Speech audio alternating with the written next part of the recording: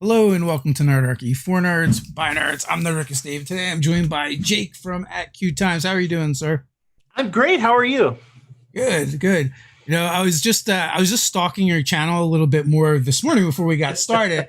I'm like, because they're like Pathfinder guys, but you guys actually do way more than that over there. Because hmm my entry point was, as I told you, I was making a character for a 2e Pathfinder game, and I hmm I know virtually nothing about the system. I've poked around a little bit here and there, and I was like, let's see what people are talking about on the interwebs. And you guys came up, and your video was a lot of fun. So I watched a couple of those while I was poking around. You guys have a lot of fantastic gameplays on there for different systems and with a wide variety of casts.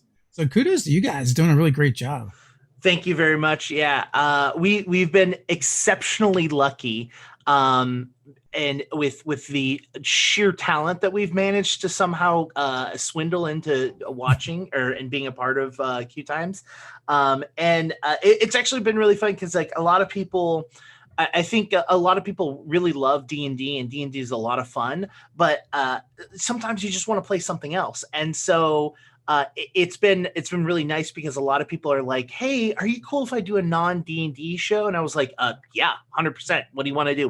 What system?" And then they're just like, "Oh, I really want to use this one system that I found in this like bargain bin like 5 years ago." And I'm just like, "Cool, do it." Yeah, yeah. And so we've been just like, our main thing has just been like, look, do you want to tell a story? I don't care what system you want to use, just tell a cool story.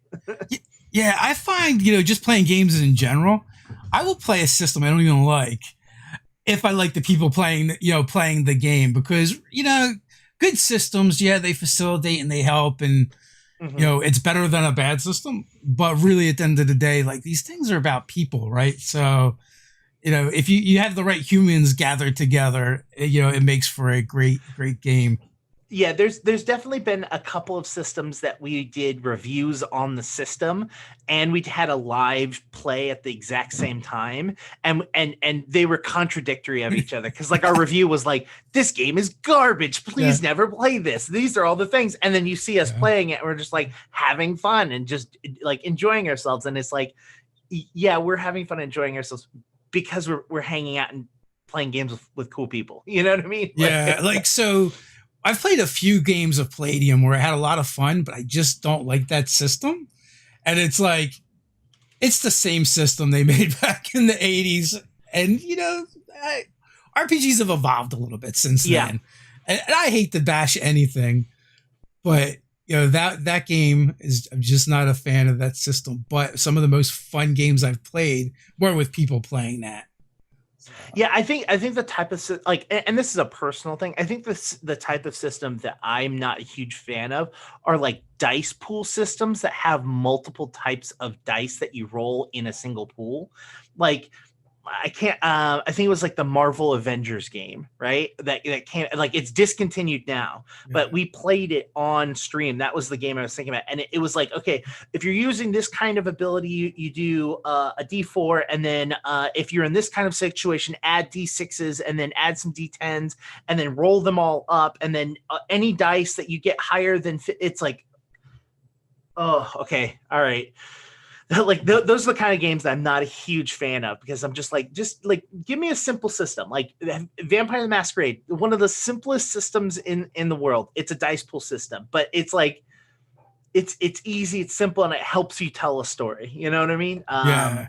Yeah. Yeah, I think that's the Cortex system, and they just revived it and were bought by Fandom, and now, so I think so. It's going to be the same system and the same kind of dice pools, although, like, kind of like diving into the rules a little bit. That game's like weird and like it can be like super simple or super complex, Mm, depending on like the core set anyway, right? And then like from the core set, you kind of build out the game you're going to play. mm, It's kind of interesting that way. And the Marvel one was made specifically for that. But yeah.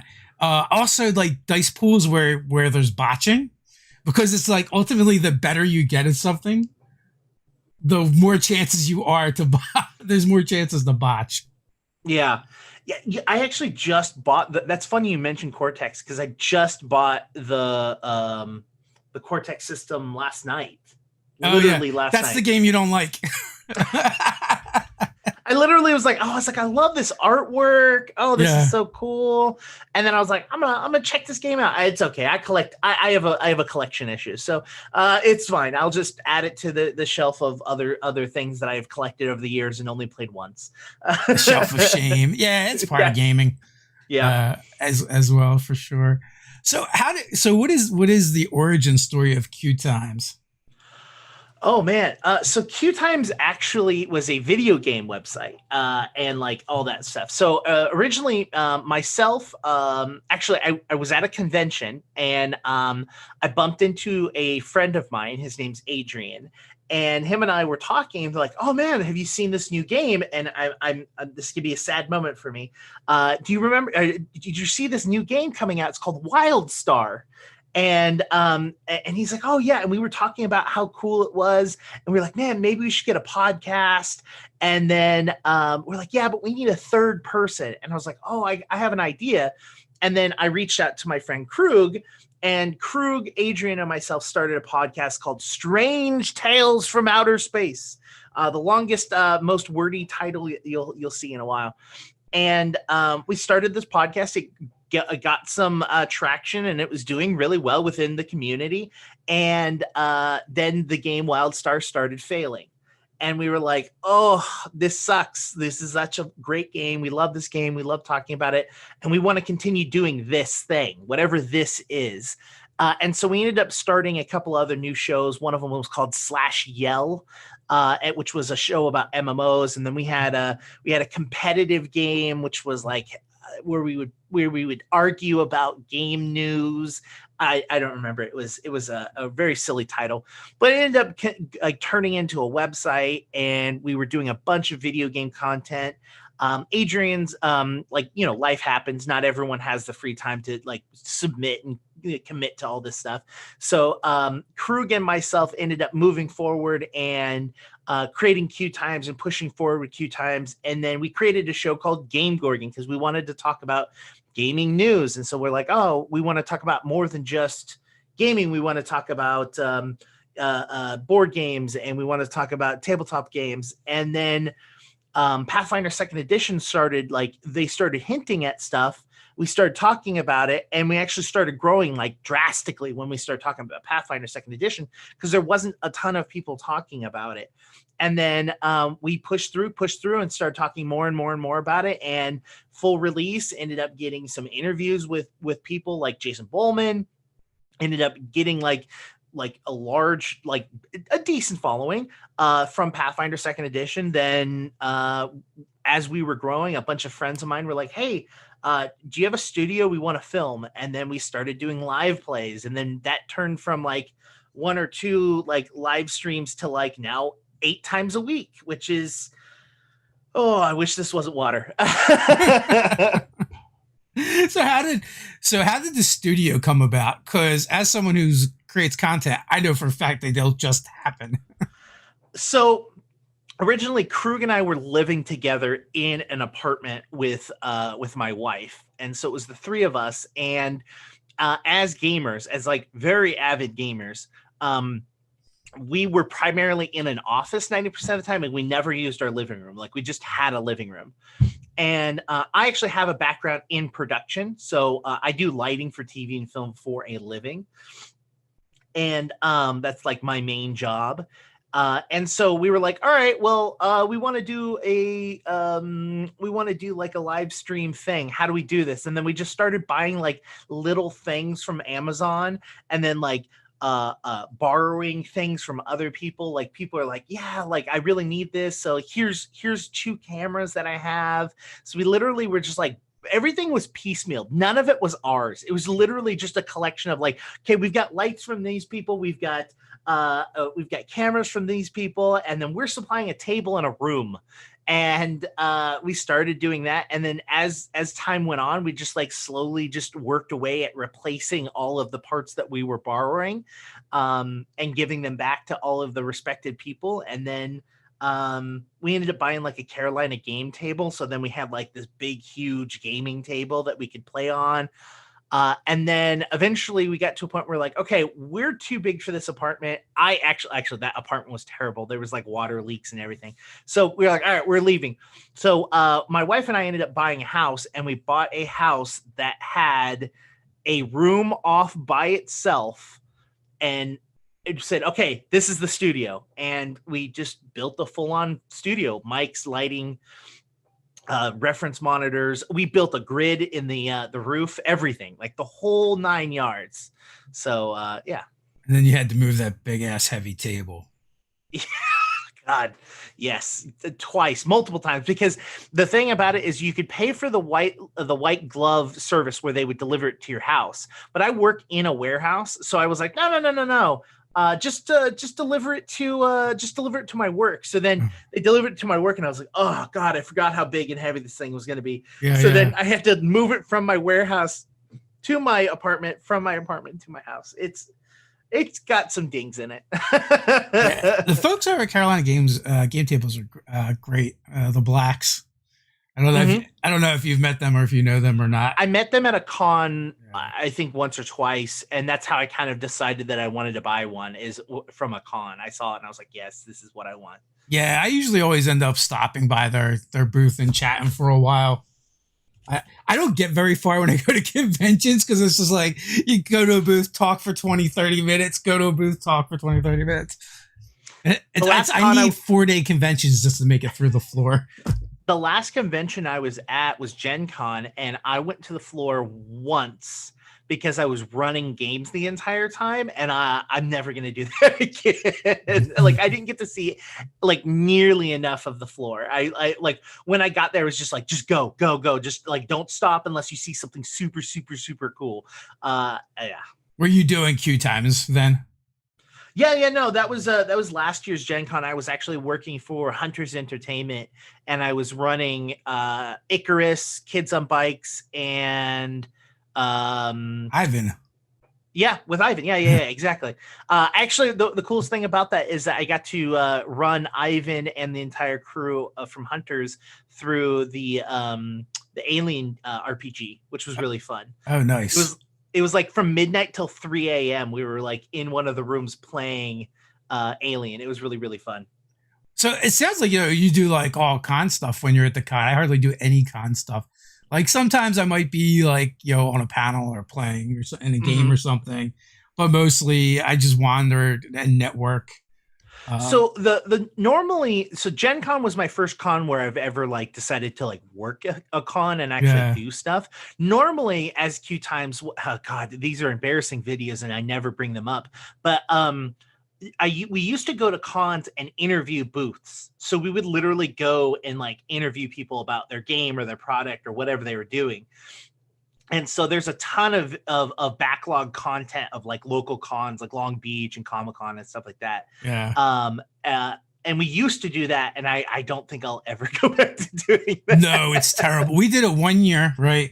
We're like, we'll bring all of our stuff, we'll do our setup in the hotel room, and we'll just like schedule a bunch of interviews. And like, it was cool to interact with everyone and bring them, and have them come in and do the interview. But a couple things. One, it was just a lot of work. And two, those videos do terrible. So it's like, this is like a waste of our time. And I'm not sure if it's a great use of the time for the guest either. It was like literally half to a third of the normal views for a video. Yeah. And like, so being a YouTuber is kind of weird, right? It's like, you do stuff because you like doing it, but if you don't get a good result, it's very demoralizing. And because when you do the other things where you get a good, it's like getting that fix, right? And then you start to crave it, and it's like, it's tough. It's a tough spot to be in. We were in a little bit of a different spot because like when we were doing con coverage, our channel was like non-existent, right? Like we had I don't think we had even enough to monetize on the new like requirements, right? And so we were doing these because we were like, maybe this will be the thing that sticks, right? Like, at least like starting off like, it was a bunch of just like, will this stick? I enjoy doing this, let's try this. I enjoy doing this, let's try this. And so we just like literally just like kept throwing spaghetti against the wall, hoping one of them would stick. And that ended up being Pathfinder 2nd edition, which I was like, I'm cool with this. I enjoy this game. This game's seems really fun. Let's talk about this content. You know what I mean?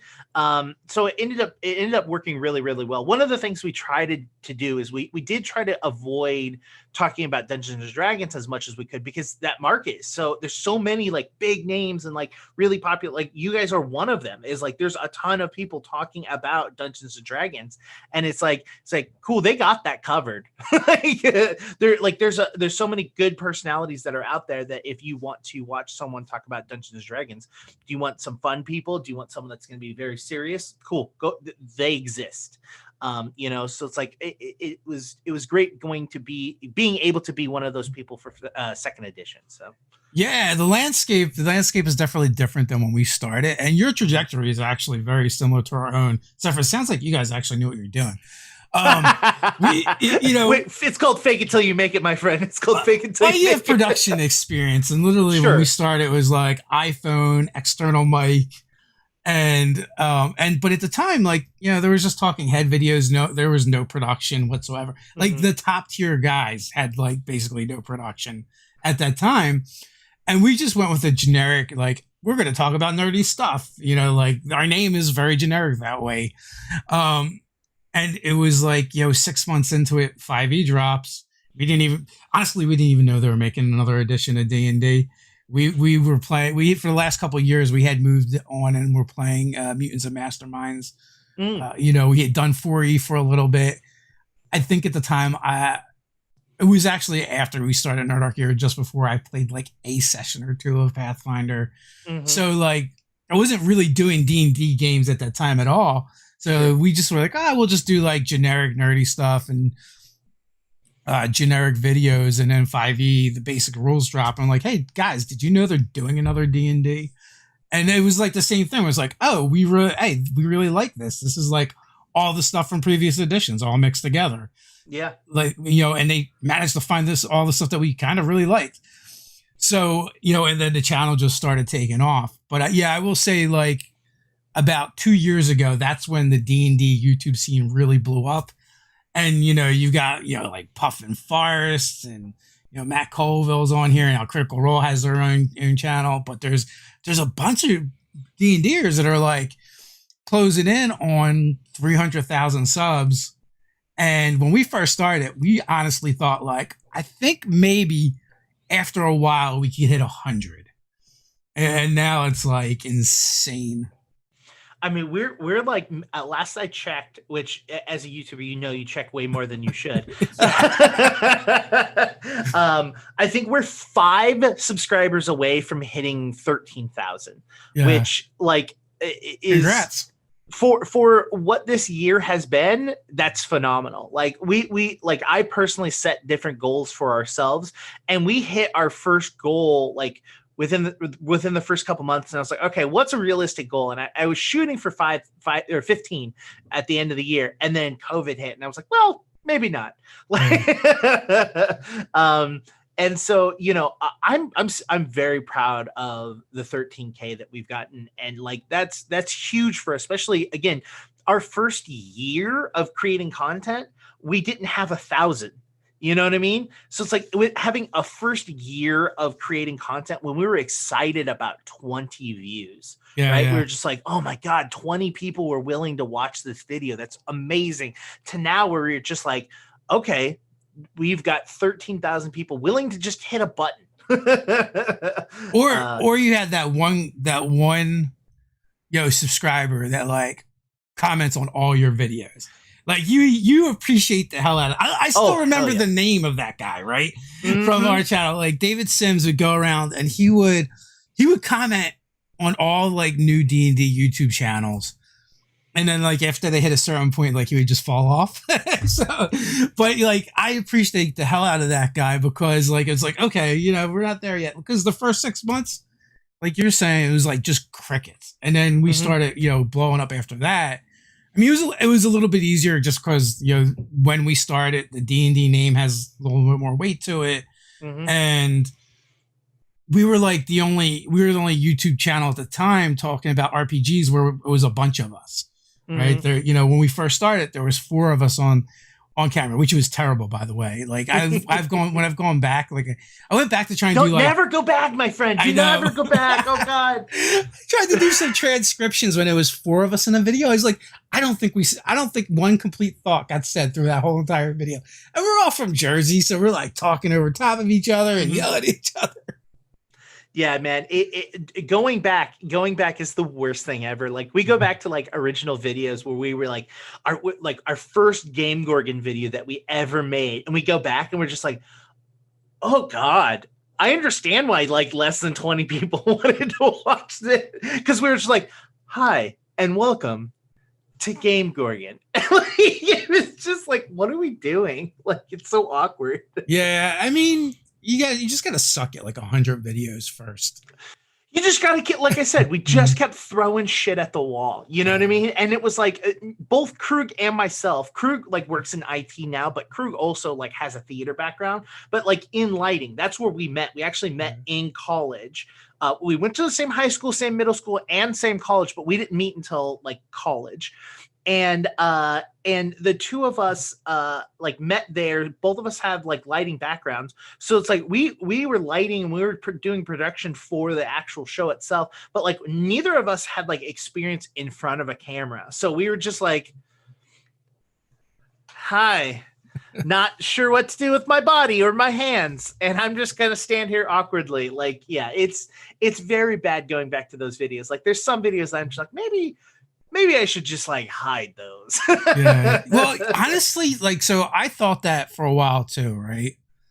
And then I ran into this young lady at Gen Con, and we had just switched up how we were doing our videos and filming. And I asked them like, well, how do you like the new format? And she was like, it's like, I don't know, I haven't gotten there yet. I started at the beginning. I was like, oh, that's weird. And they were just watching them from the beginning all the way through. So, so I was like, oh, so I guess some people, it just doesn't matter to some people. And then I experimented a while later, and I did pull all the old videos right before we changed the format. And it did make a difference. And then, so I just turned them all back on. I was like, whatever, have at it, people. Yeah, Pick and choose. Yeah, no, like at this point, like they're up there, like they're on the internet, they're forever. It's it history. was just, yeah, it's just more like man, I'm so glad that I've improved. I hope this isn't. I just hope this isn't someone's first video and thinks that this is what we're like. Still. Yeah. But no. I mean, honestly, some of the funnest things that we do is creating the Game Gorgon episodes, working on notes, and then putting them together. And of course, it was before pre-COVID, having that interaction with Krug and myself, being there and being excited and being able to do things. It's a little bit harder now with like, I have to wear headphones, and then he's slightly delayed for me. So I have to interact with him delayed with the little green screen next to me. And so now I'm more thinking about actually performing versus just like having a good time and being comfortable, but they end up like working and they end up like looking pretty good. So, yeah, I understand. Yeah, it's a completely different world now. You know what I mean? It's just like it's awkward. Well, we were talking a little bit beforehand. I really like the way you guys are doing it. He's got the whole Max Headroom thing going on. You need to get some like some crazy like static and messed up video going on every once in a while. Just some glitches, yeah. The problem is that since we're talking about fantasy stuff, it's not like it like really fits really well, because it's like it's like if we were talking about Starfinder or something like that, it's like, oh, like do some like cool like hacky stuff and like get like an animated head for Krug or something, like those like face rigs, Oh man. Well, you figure out how to put them in a crystal ball. There you go. Yeah, we'll put Krug in a crystal ball green screen on the center of the table. That would be perfect. But it's been a challenging year for everybody. So during the apocalypse, do you find yourself gaming more or less or the same? So personally, I find myself, God, that's difficult. I guess yes is the answer. So I have found that I have joined a couple of pickup games with some friends, but like a lot of my friends are all over the US. I've got some friends in Florida and I've got a friend in Germany, and both of them run games. And so we play games, but because of our time schedule and there's a bunch of us, like it ends up falling through a lot more, even though like it's the miracles of technology allows me to play with my friend in Germany, right? It's just also like, hey, this is kind of difficult to schedule since it's like 8 in the morning for you and it's 10 p.m. for me, and it's like, oh, our schedules don't always align. But we've gotten a bunch of pickup games. A lot of them have fallen through. I will tell you, Q Times as a whole has picked up production tremendously, which has made playing games a little bit harder, right? Because originally we were only doing 5 days a week and we were doing 5 different shows, right? And really only 4 of those shows were on Q Times, and one of those shows was us producing it and it being placed on Dungeons and Dragons actual Twitch channel. And so we were only live 4 days a week and producing 5 days a week. Now we're producing 7 days a week and we've got 8 shows. And so it's like, because of COVID, we have amped up the number of shows that we're doing, but because I'm producing, it's not like I get to play. You get to watch from outside the window and be like, it looks like so much fun. Yeah, exactly. Yeah. So it's a lot more games we've been producing a ton more. But yeah, it's been difficult. But hold on, you said originally before when we started, you're going to be playing your first Pathfinder game. Okay? I am, yeah. Okay, so you haven't actually played. You played a 0 session, which I assume was like story building and talking about the characters. Yeah, building characters. How comfortable do you feel going from Dungeons and Dragons to Pathfinder Second Edition when it comes to dice and what you roll? That part I'm not too worried about, and also like I don't think any of us are really super familiar with the system, to be honest with you. Mm-hmm. And I go into every new system with like, look, I'll just tell you what I want to do. Tell me what to roll, and I try not to let the mechanics get in the way of fun. Yeah. I mean, as a GM, especially for Pathfinder Second Edition, like for new people, I literally tell them, you tell me what you want to do and I'll tell you what to roll. The only thing I expect my players to know is what their characters can do, right? When it comes to like class specific stuff, like you're a rogue, you should know that you can sneak attack, right? Like you're a goblin, alchemist bomber, you should know that you can throw bombs, right? That's the only thing I expect my players to know. I will tell my players what they need to do when it comes to that thing. And because Pathfinder is a rule intense game, it splits it up a little bit. The GM will concentrate on what rules that they need to know, and the players concentrate on what rules they need to know, and then they can come to the middle. That's at least how I like to play it. Yeah, the most important thing is going to be figuring out, what do I got to roll to strap bombs to chickens? I would say a crafting check. Or I would even say a thievery check would be acceptable if you wanted to, tie some knots. But I think it's possible. Yeah, I think what we've established so far is we're all former circus performers, and somebody blew up the circus, and now we're looking for a new circus. Is our starting point? Hey. Look, there has been weirder starts than that. Trust me. I'm sure. So P. Ribbon wants to know about your hat. Is that merch or something, some other thing? Okay, so actually, why don't I do this? So this is a fez from a company called Fezorama. And they are a phenomenal company. I usually see them at cons. And this is something that is really cool. You can actually buy it from them right now. We actually have a 10% discount code that's going on during the month of November. Like if you go to their website and you buy something and you type in Q Times, you'll just get a 10% discount. Like we get nothing out of it. I just really love this company and I want to support them. Like I have a couple of them, right? So I've got this one. And then I've got my little Cthulhu fez. Yeah, nice. If you showed up without the fez, I was going to be so disappointed. I can't. I've been told by people that they go, I don't recognize you without it. So I never want to see your head again. Well, okay, so we did a channel update video. Like, oh God. I want to say 2,000, 3,000 subscribers ago.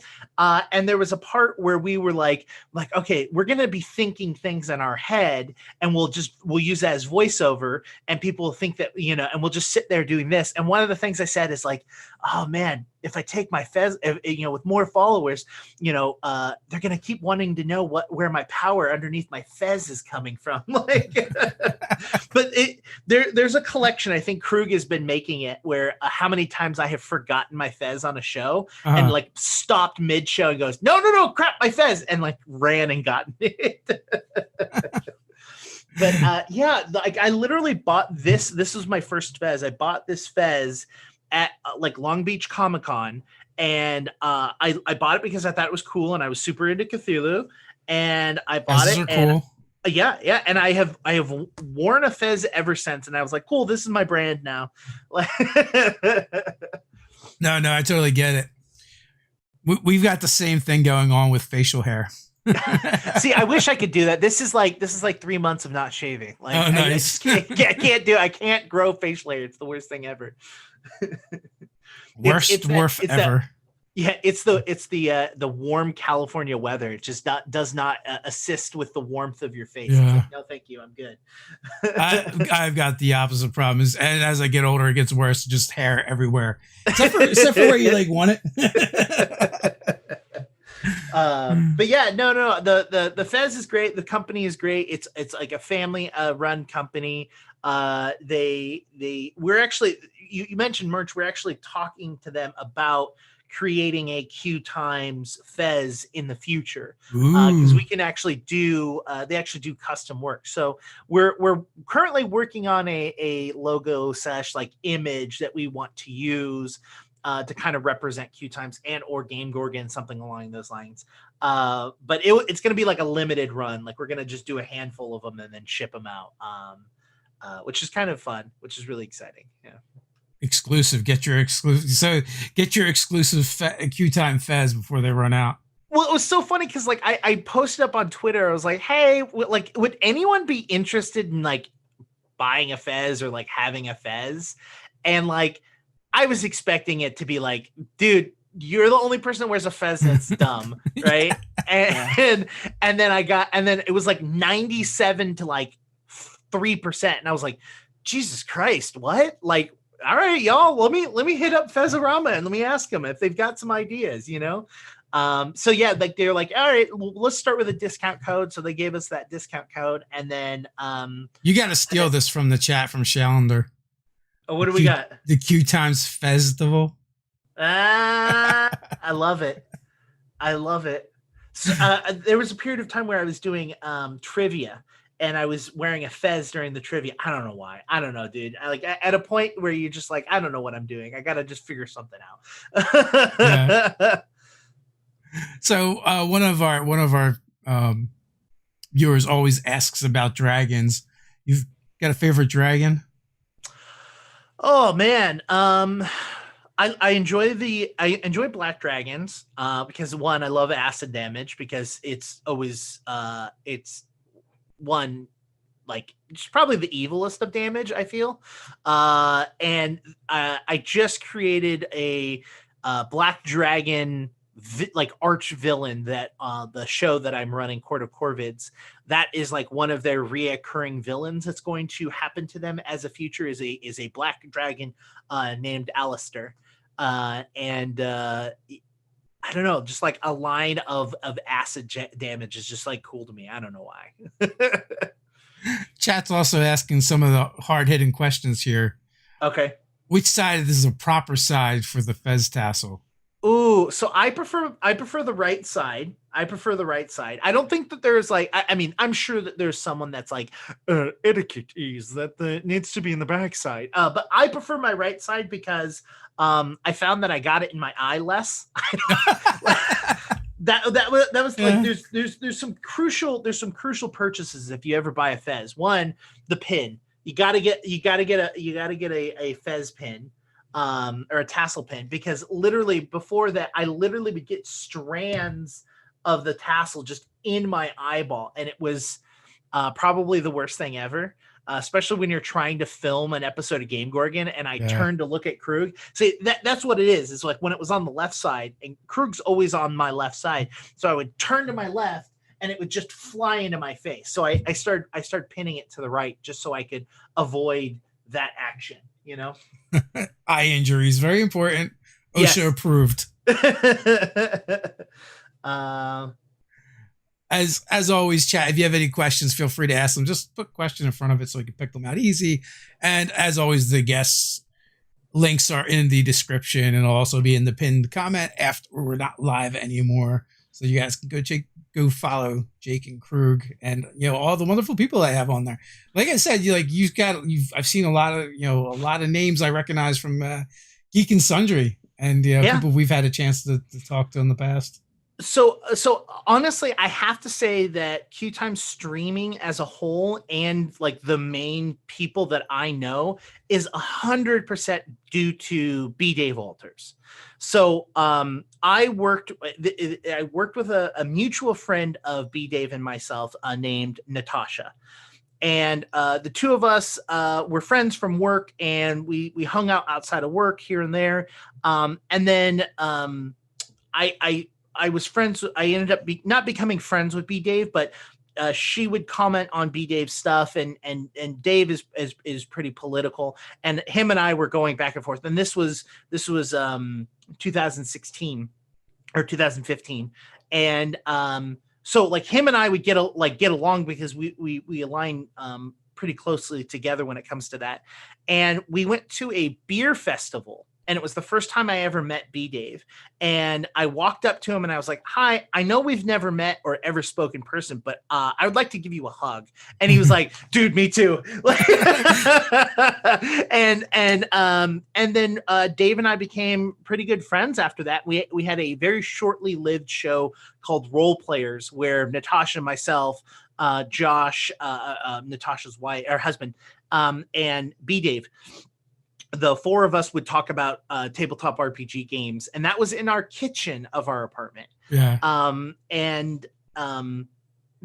Getting to know B. Dave, he actually pushed me to start doing live stream because he was like, "Hey, I've got a project that I'm working on. Do you think you can be ready in 2 weeks to start doing a live stream?" And this was like before I even like set anything up. So he was literally the driving force to get me to like go to the next step of just like, "Hey, can you be ready in 2 weeks to do this? I've never done that before. I guess I could be ready for that." And then I would just attempt to do it. And then, "Oh, hey, in a month, I've got this project. Do you think you could be ready to do that?" Sure. And then I would just go along that line to just like attempt to do things because of him. And then that allowed me to meet Sam DeLev. Sam DeLev allowed me to meet Eric Campbell. Eric Campbell has brought in some major, amazing, talented people. Like getting to like one of the people that I still to this day get geek out knowing that I'm in a group chat is Jody Hauser. Like the fact that Jody Hauser and myself are in group chats, not just one, but multiple group chats, just still to this day is like, okay. So it's a surreal situation. Having the amazing amount of talent that, like I said, we have somehow convinced them to like work with us. It's the weirdest thing. Yeah, I mean, it's just being in this industry is really cool, and being able to get to meet all these different people, and it's still to me, it's like when I look at my phone and see the phone numbers in there, it's kind of crazy, right? Like these are people that I looked up to as just a regular gamer, and now now being able to interact with them, have them on the show, and talk to them, it's kind of crazy. Like we had David Harbour on. Mm-hmm. Not that he's in my phone, but I just like so like in the early days, we somehow managed to get this cabin on a cruise called Fantasy to give away. Mm. And then we all went on the cruise as well, gave one away to the fans, and the cast from Stranger Things was on there.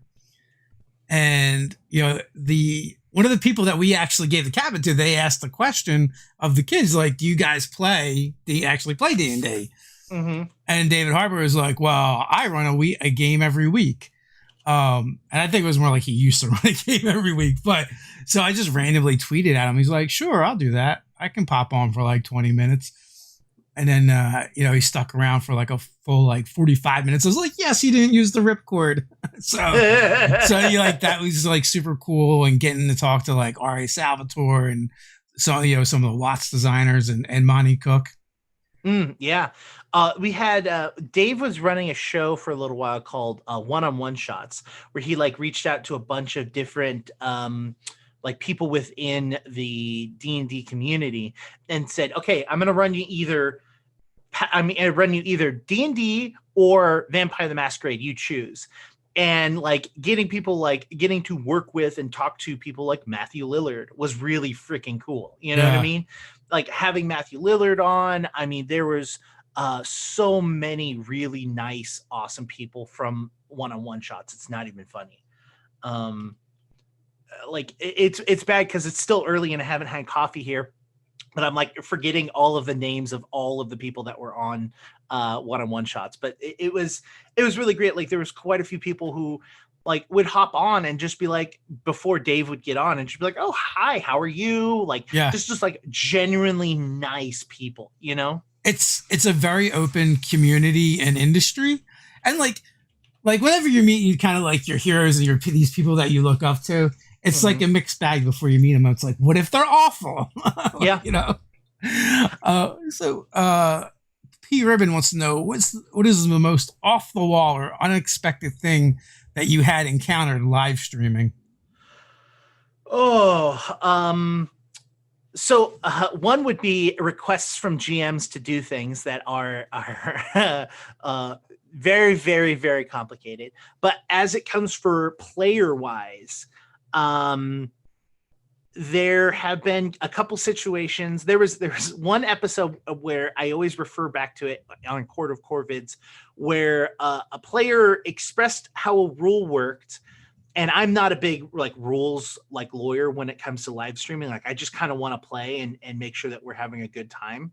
But we were playing and we had a character who wanted to drop like 60 feet or something like that from the top of a ship thing all the way down to the ground. I was like, "Cool, you're just gonna take fall damage." And they're like, "No, I don't take any." And I'm just like, "What? No, you're going to take fall damage." And they're just like, "No, this is how this rule works, and this is how this rule works, and this goes on top of each other." And it was like, "No, you're gonna take fall damage." Oh no, being rules lawyered live, that would suck. Yeah, that would, and it wasn't rules lawyer so much. It was just more of like no, this is like actually how my character like flat out works. And it was me not understanding how that mechanic worked because I just wasn't expecting it. Yeah. I would say the entirety of every single episode of Court of Corvids, I will say there is an expectation that I have that we're going to get to a certain part or do a certain thing.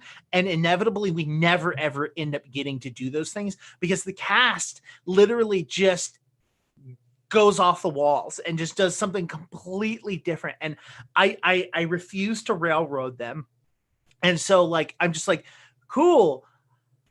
Got to figure out how I'm going to make it work now. Are your games open-ended or do you like start like we're like this is a season, the season's X amount of sessions? So our first season of Court of Corvids was 100% pre-written, decided out, and this was the beginning and this was the end. How they got there was up to them. And I basically said, let's try and shoot for X amount of episodes. And if we go over, then we go over. If we're lower, first of all, we're never going to be under, going to be under. So I was like, okay, this is what we're going to shoot for. This is where we're going to go. And then after season one, I basically built a world and I have a series of villains and enemies and places that I want to take them. And I just give them breadcrumbs to take them to those locations. And we take breaks because we need to take breaks.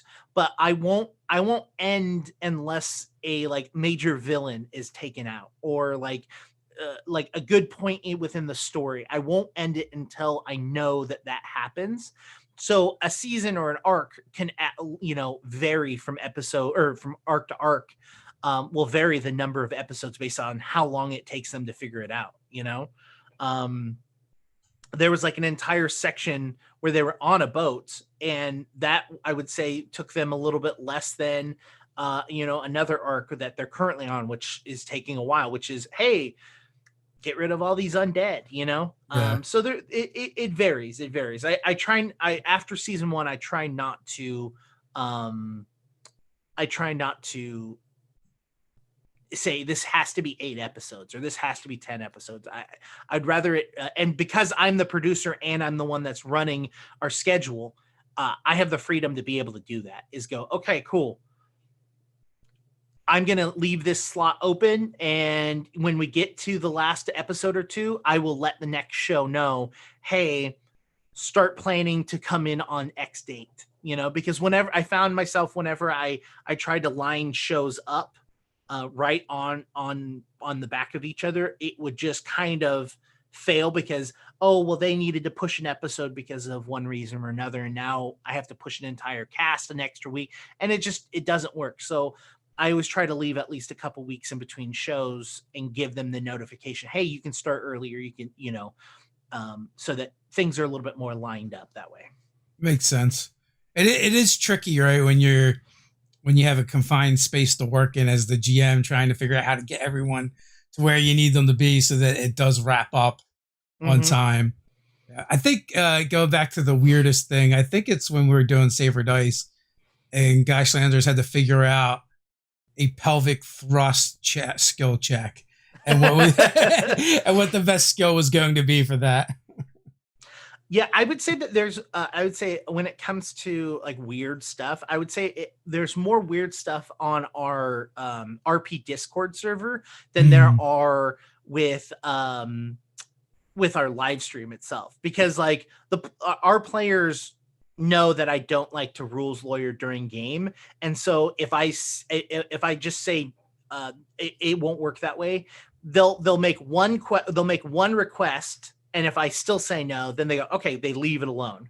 Yeah. Right. But like on our RP, because we have 2 Discord servers. Like we have our open free, anyone can come and hang out Discord server, but then we have a private Discord server where we have a bunch of people that come in and actually like do play by post, and then they do between 17 to 20 live games a month, with like all sorts of leveling and stuff like that. There's more weird, wacky stuff that go on there than any of the live streams. So, do you have any things like, before we start, I know the game normally works this way, but we make these changes to kind of facilitate streaming? I would say, other than Krug, I probably know the rules in the game more than any of my other players. So if I just express that this is how a rule works in the middle of game, they just kind of take it for my word. Yeah. And then I'll go, by the way, like after the fact, I will say, it doesn't work that way. There's actually a couple people in here. Dayton, I saw, who was in here. Dayton is actually our live stream rules lawyer, which I love, because literally I would be like, I don't know how that works, Dayton, and then we'll continue going on with the story, and then he'd be like, this is how that rule works, and I'm like, yeah. Cool, now we're gonna go back to that rule decision. Yeah, like, so we have a live play going on for Cypher System right now. And, I decided I did not want to negotiate intrusions during the gameplay. So I just asked my players for permission to not do that. Like, can I just do intrusions and you guys allow it? You get the XP for it. And that was just like an agreed upon thing when we, started the game in our session 0. Just because I don't like things that kind of like break immersion for the stream, and I just want to keep things moving. And it's a bunch of people that I've played with. I played with a decent amount. Yeah, you have that trust. Yeah, and so, and also like in like previous to, like, we did a stream for a game called Maximum Apocalypse RPG, and we had played a couple games off stream, and then we were going to do one on stream for them when they had their Kickstarter, and I was like, hey, to the GM, you might want to think about some of the crunchier bits, like streamlining them just for stream, right? I don't think people want to tune in to watch people talk about a bunch of rules in the middle of a game, right? We have like you can go watch Game Gorgons to get all the crunchy rules bits and stuff, but people tune into games to, you know, to watch the story unfold and see the RP and stuff like that. So, you know, with them, and they're like, you know what, that's actually a good idea. And so they, you know, the GM, who did a great job, had made some adjustments so there wouldn't be like explaining rules during the game. And they, you know, people, especially if you're trying to sell a game, you just want to see people playing and having fun. Well, and literally in the beginning of every single episode of Court of Corvids, we say, hi, this is not an educational stream. Yeah. We will get rules wrong. We will homebrew things. Do not take this as this is how the game works. This is just how the game works at our table. If you want to read the rules or figure out how the rules work, watch Game Gorgon. We literally say that at the beginning of every episode, because I would say, I'm sure I know I homebrew a ton of things. One, I hate alignment as like a system. Yeah. Like, I hate alignment because it's just like, it's so restricting. And like, it's like, oh, but like the player's behavior versus what they choose. Now, I don't want to deal with that like on stream. So I'm like, got rid of that. Cool. Get out the door right away. And so there's like small stuff like that where it's just like I know I homebrew. Villains can do certain things that they don't necessarily say that they're in the book, or they have more health, or they have less health, or you know, like they have a specific ability that allows them to do this one thing because it's really dramatic and really important to the story that they are able to do this. Like, don't watch this show and think this is how the game works. Yeah, and you know what, you know why? Because that's like how real games work, right? You know, that like every table tends to be different, and you know some of the things is like we've gotten things wrong because we've played a certain way for so long and just forget what the real rules are. Well, and my first system I ever played was 3.5. Was my first ever D&D session, because I didn't get into tabletop RPGs until college, and because it was Satan's game growing up. So it still is, and he welcomes you with a warm hug and embrace. I know. But yeah, so you know, growing up, I didn't get to play tabletop RPGs or D&D or anything like that. And I got into college and I started playing 3.5. And then I went into Pathfinder, and then I went into 5e, and then now I'm back to Pathfinder 2nd edition. And there are rules where I will be like, oh, this is how this works. And I will express how it works. And then everyone's like, no, that's 5th edition, or no, that's 3.5, or no, that's 1st edition. I'm like, oh, wow. I would say the situation that this happened in was just recently. We just did a charity event, and someone moved their character, and they're like, okay, attack of opportunity. And I was like, but they didn't leave their space. Like in 5th edition, they have to physically walk 5 feet away for them to get an attack of opportunity. Like if they move from here to here, you can run circles around the enemies. Yeah, you can run circles around a person and it doesn't matter, right? Yeah. And in 5th edition, or in Pathfinder 2nd edition, it's anytime they move, period, at all, while they're in reach, they can get an attack for opportunity. And we're in the middle of a live stream, and I was like, that's not how that works. I was like, they have to leave the area. And they're like, no, they just have to move. And I was like, oh shit. What edition am I thinking about? What game am I playing? Where's my pants? Who knows? Not on. They're never on. That's the benefit of live streaming on web cameras. Pants always. Pants are optional. Yeah, I mean, so you know, Ted's been playing since 2nd edition. I've been playing since 1st edition, and we'll talk about D&D stuff. And we just have a lot of additions and lore rattling around in our heads, and sometimes the wrong things come out. Oh, 100%. 100%. And we mispronounce everything. We mispronounce everything. Oh God. We did an episode about alchemists, and I call it mutagens. Man, I will tell you that comment section is full of pronunciation. Yeah. So, I mean, I always mispronounce melee and say melee. I'll say Kai instead of Ki. Sure. Tiefling instead of tiefling, and It, man, they go crazy. I still to this day, it is Tiefling. I don't Yeah. care what anyone says. It is Tiefling. It is not Tiefling. I got this weird thing when you got to like phonetically spell something completely different to prove your point. I think the English language just needs to be fixed. Yeah, no, I agree. I understand that that's how Wizards of the Coast says it. I understand. Churigen is a good one too, which is the healing alchemist group. Basically, all of the alchemist class except for Bomber have all messed up names. Is what I'm hearing. I think we're supposed to say artificer, not artificer. So, I don't know, man. I don't know. They're it's all like now terrible. there's videos where I like just overpronounce things just because and Ted's just laughing because he knows what I'm doing.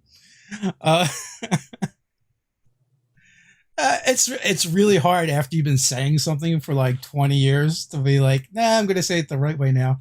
Yeah, and not only that, it's just like, look, let's be honest, tiefling sounds stupid, you know? I don't care if it's the right way to say it. It sounds should definitely dumb. sound like you're flinging a tie. Yeah, tie fling. Like this. Like, I don't even know where I got that pronunciation. It was 3.5, and I think there was a video, like a YouTube video, where they were talking about tieflings, but then everywhere since everyone's like, no, it's tiefling. I'm like, I'll tell you why, because it's spelled tiefling. Yeah, exactly. I'm like, how do you spell TIE fighter? All right, cool. All right. If you want to pronounce that way, god damn it, just spell it that way. And look, I don't have an. If you want to say tiefling or tiefling, do it. You can say it however you want. I know what you mean, right? Yeah. It's like, and that's the thing with Key and Kai. Like, it's like, look, I know what you're talking about. Just keep playing the game and have fun, you know. And that's really the goal: is just have fun. If you're not having fun, why do it? Good point. So what is your favorite kind of content to make? Ooh, so I love making educational content like Game Gorgon, because I like doing the deep dive research of like, because I end up getting a better understanding of how things work when I actually sit down and have the motivation to like do a deep dive into something. So I really enjoy making that kind of content. But I will say, having a live streamed game of Pathfinder Second Edition, or really any game, is phenomenal as a GM, because you've got way more commitment from people to come in and play a game regularly. Your players show up regularly. Yeah, you have a regularly showing up crew, and not only do they regularly show up, but then you also like. I think that I think Court of Corvids is the group that I've gotten the furthest into a game where I didn't start them at a higher level. Right? Yeah. It's like, okay, we're gonna start at level 1 and we're gonna play through level 1 all the way till 20 or whatever game you want to play. The fact is with Court of Corvids, it's like, wow, we actually might hit that. Oh wow. Yeah. What level are they now? They're only like level 5. You know what I mean? 5 or 6, I can't remember. I'm also really bad about that too. Like, I'm just like, oh, what level are you again? Oh, that's right. Oh, I should be putting things that are easier against you. I shouldn't be putting these horribly strong creatures against you. My bad.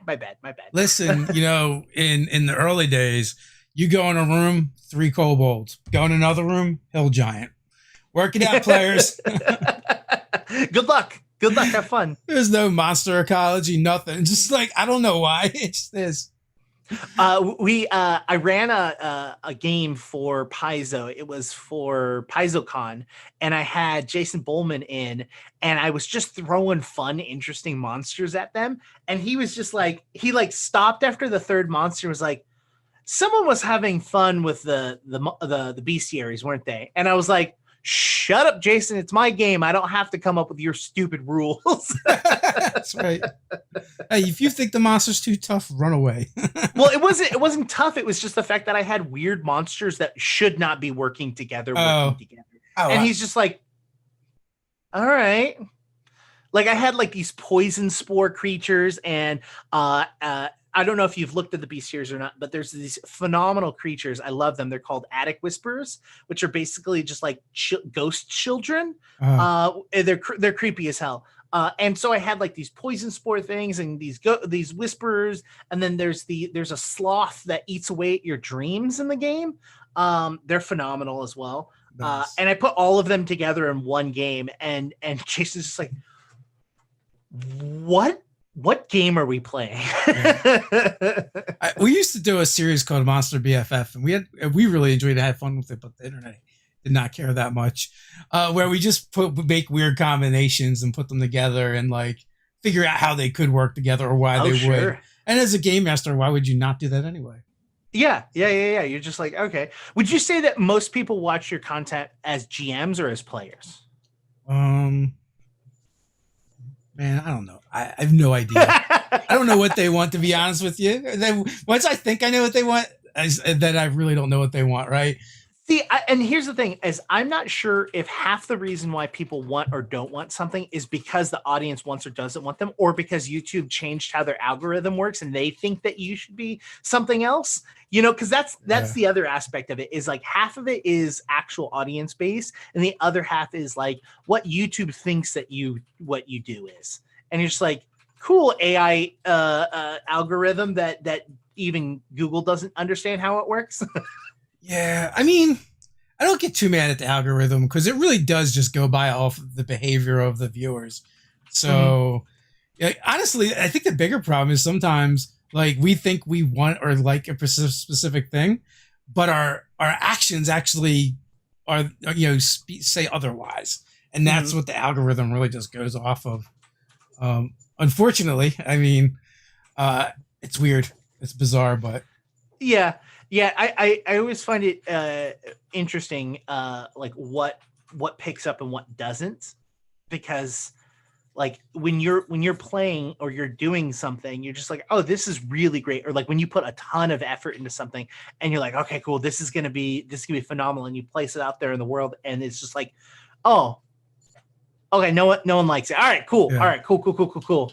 That didn't work. Maybe what do I change? Like, because like that's what Game Gorgon was, right? We put Game Gorgon out there and we started it. And when we started off, it was primarily video games.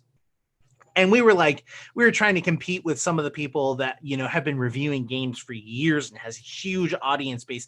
And like the only thing that was different that we were doing that other people weren't doing is like, hey, there's two of us reviewing it now. Yeah. Right. And we were actually producing 5 episodes of Game Gorgon a week, which was, it was insane. We literally would frog hop editing. So like Krug would edit an episode, then I would edit an episode, then Krug would edit an episode, then I would edit an episode. And we would literally just go back and forth. And we were doing 5 episodes a week, and it was way too much. It was way too much content. Oh, well, yeah. And go for it. At one point, we were doing 2 videos a day plus a live stream. Oh, so like 3, and I was doing all the editing. Ooh. So like, there's no way to fill yourself with self-loathing, like editing yourself over and over again. Oh, my wife would walk by and I'd be like, "Shut up, Dave! God damn it, Ted!" It was like, "What are you doing?" Well, and the first thing that I realized, I don't know if this is something that you had, but the first thing I had to get over with is how much I hate my voice. Yeah, right? I think everyone does. Yeah, but when you edit yourself for hours on end, you're just like, well, you know what? At this point, there's nothing I can do about it. Yeah, that's just my voice. Or like, I would try and edit out like the fillers and the pauses and stuff, and listening. I mean, it was good in some ways because I realized how much we say certain things like ers, oh god. Yeah. When we were editing our first podcast, when we were editing Strange Tales from Outer Space, our editor, Adrian, who was doing the audio editing, he would literally take a minute of just me saying out, because that was my filler word. He hated it. He after editing every episode, he would just like, "Jake, I swear to God, if I cut out another minute of you saying I'm just gonna punch you in the face." I'm like, whoa. Whoa. I can sympathize with that. So we are actually just past the hour mark. Oh, yeah. Final thoughts before we head out? One, thanks for having me on. I've actually been watching Nerdarchy for a while now. So it was kind of cool getting hit up by you guys and just being like, yo, hey, we're going to be doing this thing. We'd love to have you on. I was like, hell yeah. Like, absolutely. So one, thank you for allowing me to think that I have an audience base large enough to be on Nerdarchy. Man, we're just looking for cool people to talk to for an hour and hang out with, right? And, yeah. And part of it too is like exposing our audience to people that are other people that are doing things. So yeah, I'd love to have Krug on sometime as well. Yeah, we can make that happen. Krug's got a pretty open schedule for the most part, so we can absolutely make something like that. I just tracked your Twitter down first, so well, I mean, it's a shared Twitter account. The thing is that Krug is very bad at social media, like really bad at social media. Oh no, he's your TED. Yeah. So literally, if you want to get Krug on, let me schedule him. Yeah. Awesome.